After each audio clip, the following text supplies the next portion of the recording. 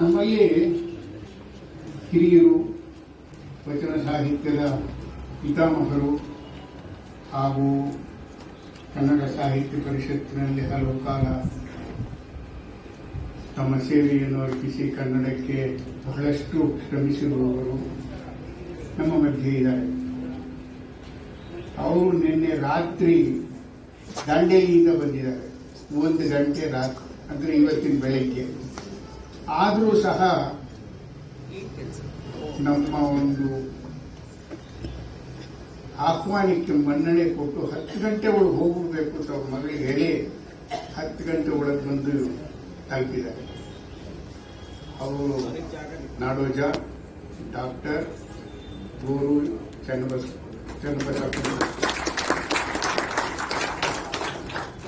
ಅವರ ಬಗ್ಗೆ ಹೇಳೋದಾದ್ರೆ ತುಂಬಾ ಕಷ್ಟ. ಯಾಕೆಂದ್ರೆ ಸೂರ್ಯನ ಬಗ್ಗೆ ಎಕ್ಸ್ಪ್ಲೈನ್ ಮಾಡ್ತೀನಿ ಅಂತ ಯಾರು ಹೇಳೋದಂತೆ, ಹಾಗೆ ನಾವು ಅವ್ರ ಬಗ್ಗೆ ಹೇಳ್ತಾ ಹೋದ್ರೆ ಇವತ್ತಿನ ಪ್ರೋಗ್ರಾಮ್ ಅಲ್ಲಿ ಅದೇ ಆಗೋಗುತ್ತೆ. ಅವ್ರ ಬಗ್ಗೆ ಅವರೇ ಹೇಳಿ. ಗೋರು ಚನ್ನಬಸಪ್ಪನವರು ಈ ವರ್ಷದ ಜನವರಿಯಲ್ಲಿ ನಡೆದ ಮಂಡ್ಯದ ಕನ್ನಡ ಸಾಹಿತ್ಯ ಸಮ್ಮೇಳನದ ಅಧ್ಯಕ್ಷರಾಗಿದ್ದರು. ಅವರು ಹಲವಾರು ಕೃತಿಗಳನ್ನು ಬರೆದಿದ್ದಾರೆ. ಮೊದಲೇ ಹೇಳಿದಾಗೆ ವಚನ ಸಾಹಿತ್ಯದಲ್ಲಿ ಅವರಷ್ಟು ಕೆಲಸ ಮಾಡಿರೋರು ಅಂದ್ರೆ ನಾವು ಹುಡುಕ್ಬೇಕು ಅಂತ ಕಾಣುತ್ತೆ. ಯಾರು ಇಲ್ಲ ಅಂತ ಕಾಣುತ್ತೆ. ಅವರೊಬ್ಬರಿಗೆ ಈ ವಯಸ್ಸಿನಲ್ಲಿ ಅವರ ಶ್ರದ್ಧೆ, ಅವರ ನಿಷ್ಠೆ ಹಾಗೂ ಅವರ ಡಿಸಿಪ್ಲಿನ್ ಅಂತ ನಾವೇನು ಹೇಳ್ತೀವಿ, ಇಂಗ್ಲಿಷ್ನಲ್ಲಿ ಹೇಳ್ತೀವಿ, ಕ್ಷಮಿಸಿ, ಅದು ನಮಗೆ ಮುನ್ನುಡಿ ಬರ್ಕೊಡಿ ಅಂತ ಅವ್ರು ಹೋಗಿ ಕೇಳಿದಾಗ ನಮ್ಮ ತಂದೆಯವರ ಪರಿಚಯ ಪತ್ರ, ನಮ್ಮ ತಂದೆಯವರು ಬರೆದಿರ್ತಕ್ಕಂಥ ಡಿಕ್ಷನರಿಯ ಕರಡು ಪ್ರತಿ, ಇದನ್ನೆಲ್ಲ ಓದಿ ಕೂಲಂಕುಷವಾಗಿ ವಿಮರ್ಶಿಸಿ ನಮಗೆ ಮುನ್ನುಡಿ ಬರ್ಕೊಟ್ಟಿದ್ದಾರೆ. ಅವ್ರನ್ನ ಜಾಸ್ತಿ ಹೇಳ್ಕೊಂಡು ಹೋದ್ರೆ ನನ್ನ ಹತ್ರ ಒಂದು 12 ಪೇಜ್ ಇದೆ. ಅವ್ರದ್ದು ಹೇಳೋದು ಎಷ್ಟು ಅಂತಂದ್ರೆ ನನಗೆ ಸ್ವಲ್ಪ ಕಷ್ಟವಾಗುತ್ತೆ. ಸ್ವಲ್ಪವಾಗಿ ಹೇಳ್ಬಿಡ್ತೀನಿ. ಅವರು ಕೆಲಸಕ್ಕೆ ಸೇರಿದಾಗ, ಗೌರ್ಮೆಂಟ್ ಕೆಲಸಕ್ಕೆ ಸೇರಿದಾಗ ಇಲ್ಲಿರೋದ್ರಲ್ಲಿ 60% of the people are not even Born, ಅಂದ್ರೆ ಹುಟ್ಟೇ ಇರಲಿಲ್ಲ. 1940ರಲ್ಲಿ ಅವ್ರ ಕೆಲಸದಲ್ಲಿ, ಗೌರ್ಮೆಂಟ್ ಕೆಲಸದಲ್ಲಿ. ಅದು ಮೇಷ್ಟು ಕೆಲಸ. ಅದು ಮಾಡಿಕೊಂಡು ಅವರು ಬೇಕಾದಷ್ಟು ಪ್ರಶಸ್ತಿ ತಗೊಂಡ್ರು. ಅದಕ್ಕೆ ಅವರ ಅದ್ರ ಬಗ್ಗೆ ಅದು ಯೋಚನೆಯೂ ಇಲ್ಲ, ಕಳವಳಿಕೆಯೂ ಇಲ್ಲ. ನನ್ನನ್ನು ಇವತ್ತು ಕರೆದಿದ್ದಾರೆ ಒಂದು ಫಂಕ್ಷನ್ಗೆ, ಅದಕ್ಕೆ ಹೋಗ್ಬೇಕು. ಅವ್ರ ಮಗಳು ಹೇಳಿದ್ರೆ, ಬರಲಿ, ಈ ವಯಸ್ಸಿನಲ್ಲಿ ಹೋಗೋದು ಸರಿನೇ, ಬೇಡ ಅಂತಂದ್ರೆ, ಇಲ್ಲ ನಾವು ಕರೆದಿದ್ದಾರೆ, ಅಷ್ಟು ವಿಶ್ವಾಸ ಬೇಕು, ಹೋಗ್ಲೇಬೇಕು. ಇವರು ಕಳೆದ ವಾರ ಪೂರ್ತಿ ಅವ್ರ ಪ್ರಯಾಣದಲ್ಲೇ ಇದ್ದಾರೆ. ನಾನು ಹೇಳಿದ್ನಲ್ಲ, ನಿನ್ನೆ ಇವತ್ತಿನ ಬೆಳಗ್ಗೆ 1 ಗಂಟೆಗೆ ಬಂದಿದ್ದಾರೆ, 9 ಗಂಟೆಗೆ ರೆಡಿಯಾಗಿದ್ದಾರೆ. 10 ಗಂಟೆ ಅವ್ರ ಪ್ರೋಗ್ರಾಮ್ ಇದೆ, ಲೇಟ್ ಆಗಿ ಹೋಗ್ಬಾರ್ದು, ನಮ್ಮಿಂದ ಲೇಟ್ ಆಗಬಾರ್ದು. ಅಂಥ ಡಿಸಿಪ್ಲಿನ್ ಪರ್ಸನಾಲಿಟಿ.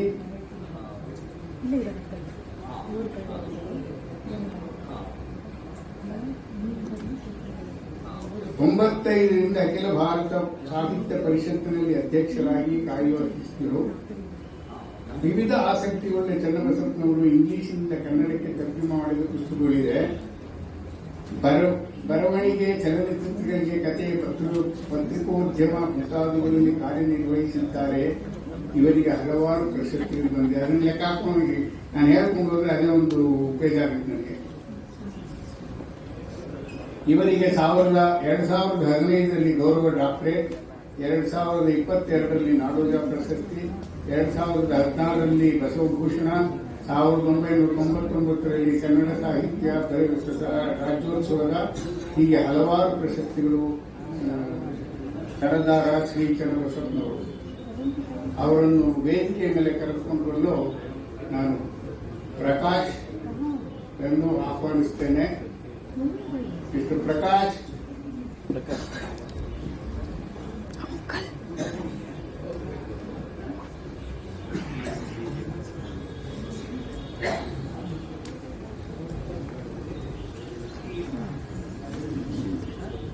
ಹುಷಾರು.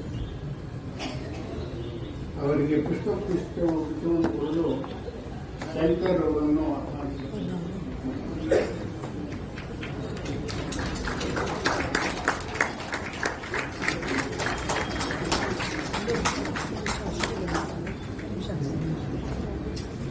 ಶ್ರೀ ಚನ್ನಬಸಪ್ಪನವರು ಇವತ್ತಿನ ಪುಸ್ತಕದ ಲೋಕಾರ್ಪಣೆಯನ್ನು ಮಾಡುತ್ತಾರೆ.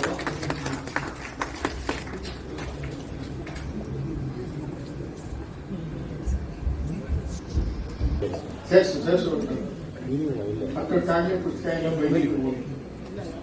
ಆದ್ರೂ ಅವರನ್ನು ರಿಕ್ವೆಸ್ಟ್ ಮಾಡಿಕೊಂಡು ಇದನ್ನು ಹಾಕಿ ಅನಂತನಾರಾಯಣರವ್ರದ್ದು ಹಸ್ತಪ್ರತಿ ಹಾಕಿದಾಗೇನೆ ಶ್ರೀ ಚನ್ನಬಸಪ್ಪನವರ ಹಸ್ತಪ್ರತಿಯ ಮುನ್ನುಡಿಯನ್ನು ಹಾಕಬೇಕು ಅಂತ ಹೇಳಿ ಟೈಪ್ ಮಾಡಿರೋದ್ರ ಜೊತೆಗೆ ಇದನ್ನು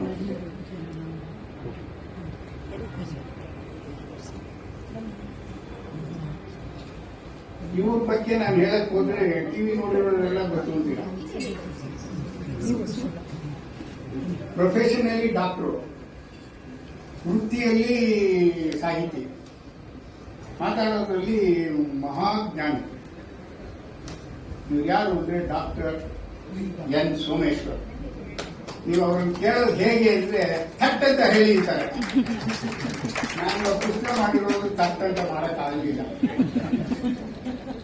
ಅವ್ರು ಎಷ್ಟು ಥಟ್ ಅಂತ ಹೇಳ್ತಾರೆ ಅಂದ್ರೆ ಆ ಹುಡುಗರನ್ನ ಕೇಳಿದಾಗ ಅದೊಂಥರ ಆಶ್ಚರ್ಯ ಆಗುತ್ತೆ. ಇವ್ರು ಹೇಗೆ ಹೇಳ್ತಾರೆ ಇಷ್ಟೊಂದು ಅಂತ. ಅವರು ಡಾಕ್ಟರ್ ಆಗಿ ರವಿ ಕಿರ್ಲೋಸ್ಕರ್ನಲ್ಲಿದ್ರು, ಮೀಡಿಯಾ ಇಂಡಿಯಾದಲ್ಲಿದ್ರು, ಆಸರಾ ಜನಕಾನಲ್ಲಿದ್ರು, ITC ನಲ್ಲಿದ್ರು. ಅವರು ವೈದ್ಯಕೀಯ ವೃತ್ತಿ ಬಿಟ್ಬಿಟ್ರು.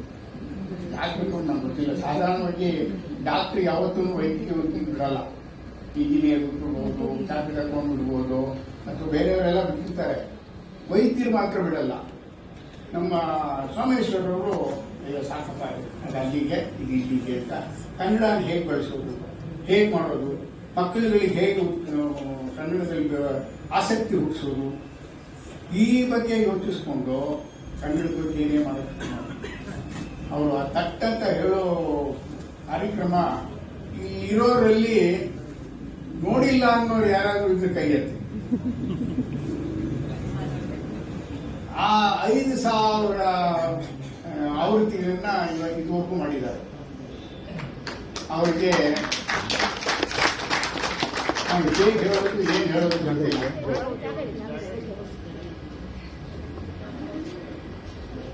ಅವ್ರದ್ದೊಂದು ಪುಸ್ತಕ ಇದೆ, ಓದಿದ್ದನ್ನು ಏಕೆ ಮರೆಯುತ್ತೇವೆ ಅಂತ.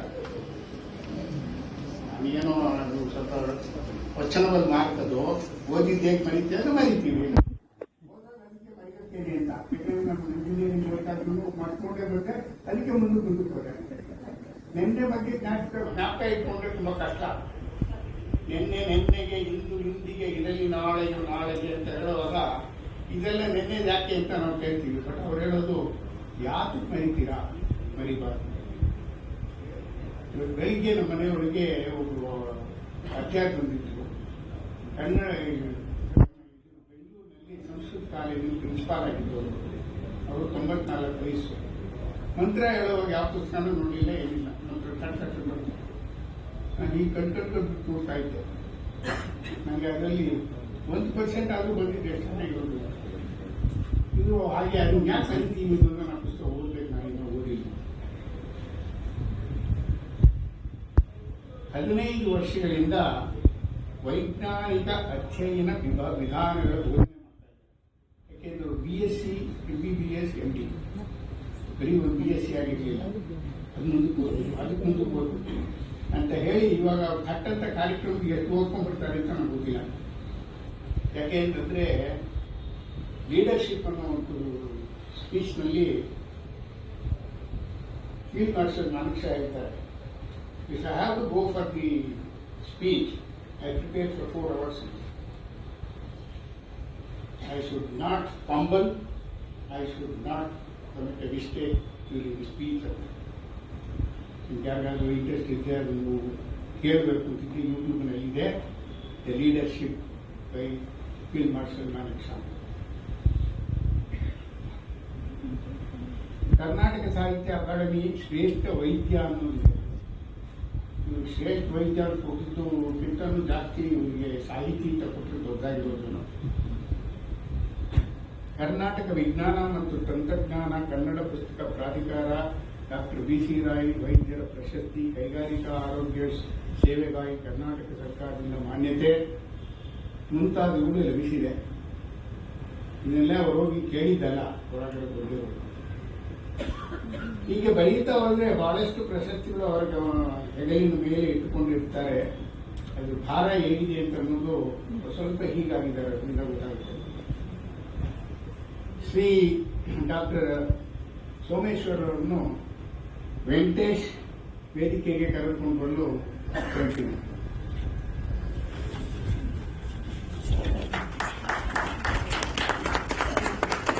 ಕುಮಾರ್ ಗೋಯೇಶ್ ಅವರಿಗೆ ಪುಷ್ಪಗುಚ್ಛವನ್ನು ಕೊಡಿ.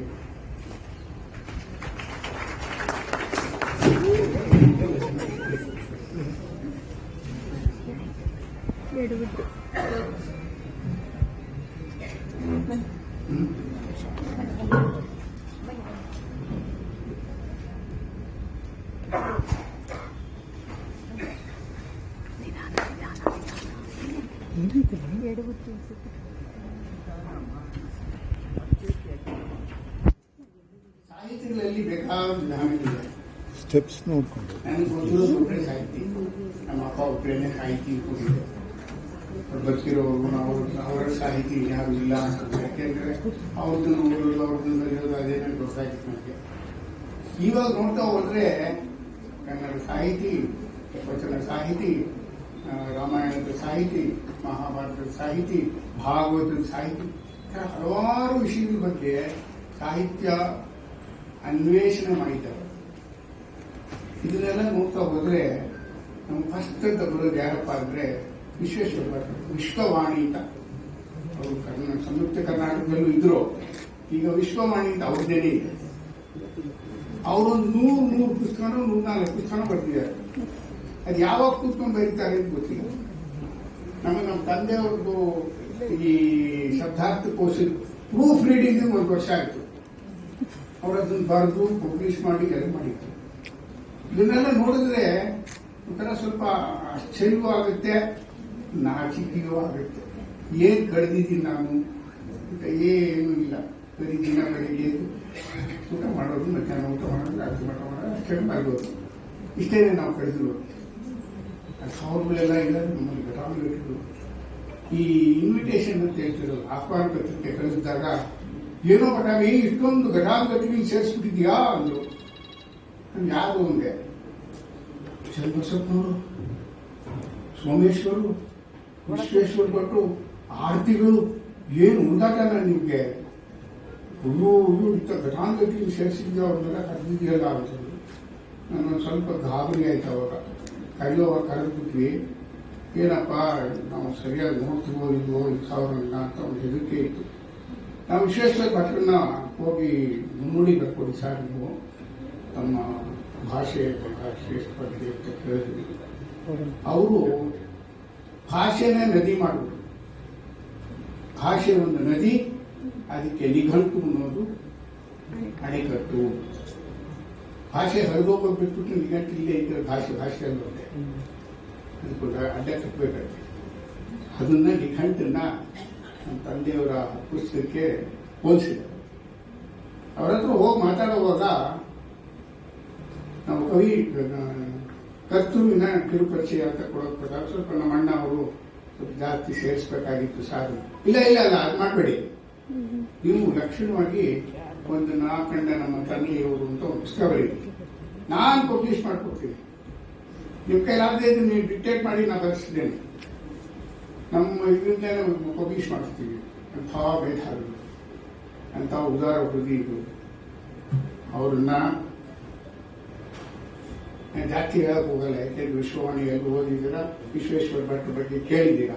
ನಾನು ಕೇಳ್ತಾ ಹೋದ್ರೆ ಇನ್ನೊಂದು ಸ್ವಲ್ಪ ನನಗಿರೋ ಟೈಮು ನಮ್ಮ ಅಣ್ಣ ಅವರು ಶ್ರೀನಿವಾಸನಿಗೆ ಸ್ವಲ್ಪ ಟೈಮ್ ಕೊಡೋದಿಲ್ಲ. ಶ್ರೀ ವಿಶ್ವೇಶ್ವರ ಭಟ್ರನ್ನ ಸೂರ್ಯನಾರಾಯಣ ಅವರು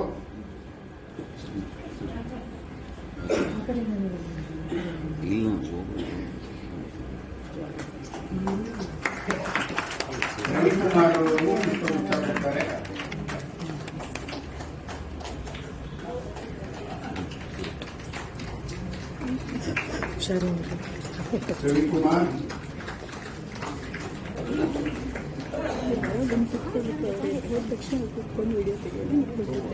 ಇವತ್ತಿನ ವಿಶ್ಲೇಷಣೆ ಭಟ್ರು ನಡೆಸ್ಕೊಡ್ತಾರೆ.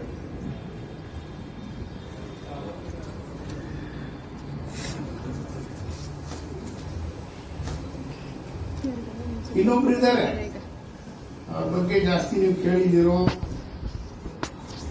ಹೇಗೆ ಅಂತ ನಾನು ಜಾಸ್ತಿ ಹೇಳಕ್ಕಾಗಲ್ಲ.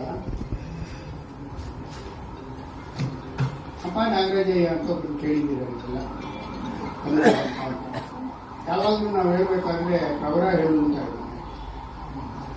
ನಮ್ಮ ಋಷಿ ಮೂಲದಿಂದ ಇಟ್ಕೊಂಡು ಇವತ್ತಿನವ್ರು ಹೇಳಿ ಕಡೆ ಬರೋದು ಪ್ರತಾಪರಾಮ ಶರ್ಮಾ ಅಹಂ ಅಸ್ಮಿನ್ ಅಂತ. ಹಾಗೆ ಆರ್ತಿ ಅವ್ರು ಹೇಳ್ಬೇಕಾದ್ರೆ ಅವ್ರ ತಂದೆಯವ್ರ ಹೆಸರು ಹೇಳಲೇಬೇಕು. ಅಪ್ಪ ನಾಗರಾಜಯ್ಯ ಅಂತಂದ್ರೆ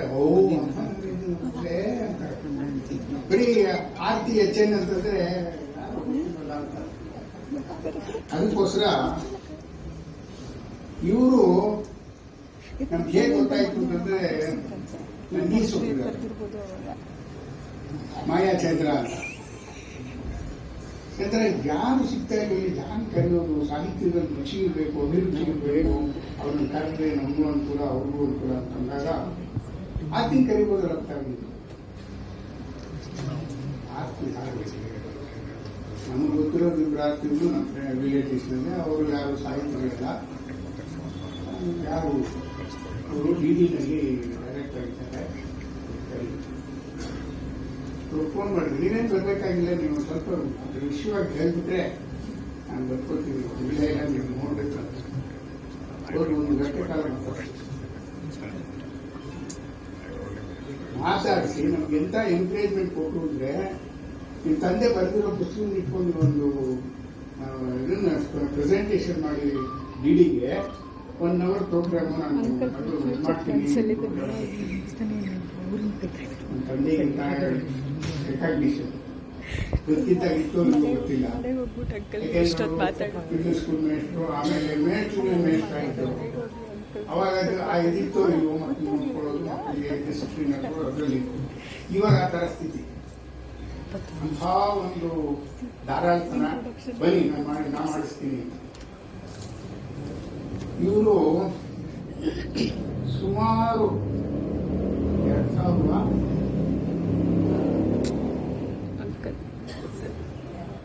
ಇದಕ್ಕೆ ನಮ್ಮ ಥಟ್ಟತ್ತ ಕಾರ್ಯಕ್ರಮ ಇದೆಯಲ್ಲ ಸೋಮೇಶ್ವರ, ಅದನ್ನು ನಡೆಸ್ಕೊಟ್ಟಿರೋದು ಇವರು. ಮಾಸ್ಕೋ, ಜಪಾನ್, ಫ್ರಾನ್ಸ್, ಲಿಯೋನ್ ಹೀಗೂ ಬೆಲ್ಜಿಯಂನ ಫ್ರಂಟ್ ವಿಶ್ವವಿದ್ಯಾನಿಲಯದಲ್ಲಿ ವಿದ್ಯುನ್ಮಾನ ಮಾಧ್ಯಮಗಳ ಕುರಿತು ಪ್ರಬಂಧ ಬರೆದಿದ್ದಾರೆ. ಲಾಂಗೆಸ್ಟ್ ರನ್ನಿಂಗ್ ಕ್ವಿಜ್ ಶೋ ಎಂಬ ಲಿಮ್ಕಾ ದಾಖಲೆಯಿಂದಲೂ ಕಾರ್ಯಕ್ರಮ ಮಾಡಿದ್ದಾರೆ. 2500 ನಿರ್ದೇಶಿಸಿದೆ. ಇವ್ರಿಗೂ ಬಂದಿರೋ ಘಟಾನುಘಟಿಗಳು ಅಂತ ಹೇಳಿದ್ನಲ್ಲ, ಇವರು ಒಬ್ಬರು ಘಟಾನುಘಟಿಗಳು. ಇವ್ರಿಗೂ ಬೇಕಾಷ್ಟು ಪ್ರಶಸ್ತಿಗಳು ಅದೆಲ್ಲ ಬಂದಿದೆ. ಆದರೂ ಹಂಪ ನಾಗರಾಜ್ ಅನ್ನೋದು ಹೇಳ್ತೀನಿ. ಅದೇಳ್ಬೇಕಾಗದೆ ನಮ್ಗಿರೋದು ಅವ್ರೊಬ್ಬರೇ ಗೊತ್ತಿರಲಿಲ್ಲ. ಹಾಗೆ ಈಗ ಆರ್ತಿಯವರನ್ನ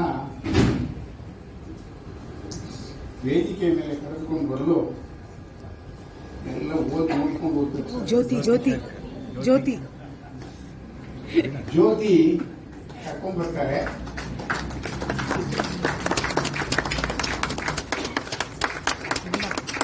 ಅದಕ್ಕೆ ವೀಣಾ ಅವರು ಕೊಡ್ತಾರೆ.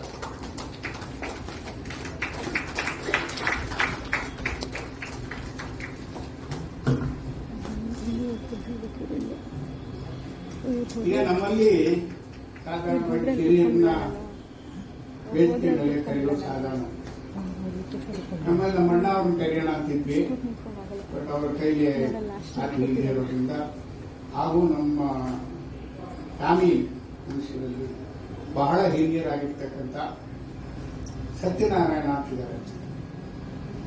ಅವರು ಜಿಯಾಲಜಿನಲ್ಲಿ ರ್ಯಾಂಕ್ ಸ್ಟೂಡೆಂಟ್ ಆಗಿ ಸಂಡೂರಿನಲ್ಲಿ ಜಿಯಾಲಜಿ ಇದು ಮೈನಲ್ಲಿ ಕೆಲಸ ಮಾಡಿ ಈಗ ಬಹಳ ಯಂಗ್ ವಯಸ್ಸು 84ನೇ ವಯಸ್ಸಿನಲ್ಲಿ ನಮ್ಮೆಲ್ಲರಿಗಿಂತಾನು ಟಚ್ ವುಡ್ ಶ್ರೀರಾಮಚಂದ್ರ ನಮ್ಮೆಲ್ಲರಿಗಿಂತನೂ ಆರೋಗ್ಯವಾಗಿದ್ದಾರೆ. ಅವರನ್ನ ವೇದಿಕೆಯಲ್ಲಿ ಕರ್ಕೊಂಡು ಬರೋದಕ್ಕೆ ಅವಿನಾಶ್ ಹೇಳ್ತೀನಿ.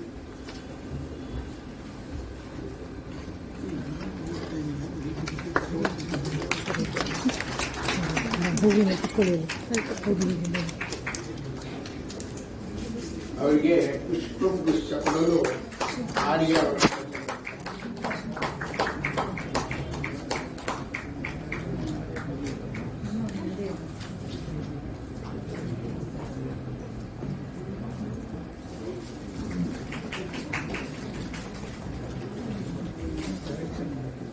ಈಗ